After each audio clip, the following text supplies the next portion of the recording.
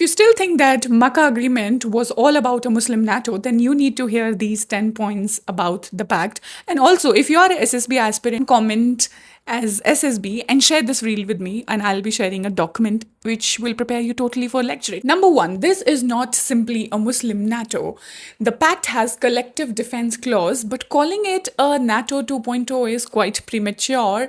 So the real story is not three Muslim countries unite, it is three regional powers trying to create more security options beyond the dependence on external guarantees. Number two, the three countries bring complete different strength for each other. So three different countries bringing three different things on the table. Remember this, the pact does not establish the fact of nuclear guarantee from Pakistan. Number three is Saudi Arabia is actually trying to reduce dependence on one security provider because they have been traditionally relying on United States for security.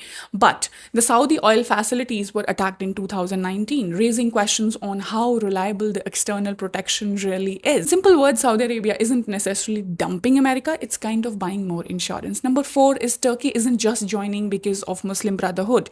Turkey has its own geopolitical ambitions, and Turkey is already a NATO member, but it has also tried to build an independent defense industry and expand influence in the Gulf. Fifth, Pakistan gets something very important, strategic depth beyond India. So the pact potentially gives Islamabad a wider strategic horizon. It actually connects Pakistan more closely with Gulf security, Turkey, Saudi Arabia, and the West Asian geopolitics. So for Pakistan, this isn't only military diplomacy, it is actually economic, diplomatic, strategic leverage for them. Number six is the pact does not automatically mean that Saudi Arabia has become an anti-India. India has already developed strong relations with Saudi Arabia over last 2 decades because India has huge market, import energy partner. We are a major investor and trading partner, so India should watch the pact carefully, but definitely do not panic. Number seven is Turkey is a bigger problem for India than Saudi Arabia because Turkey has historically supported Pakistan's position on Kashmir and has supplied defense equipment to Pakistan. So therefore, Delhi concern is less about Saudi Arabia now going against India and more about could this arrangement give Turkey and Pakistan greater collective diplomatic and military leverage. Number eight is Iran is an uncomfortable fourth player because the pact is officially presented as a defensive and not directed against a particular country.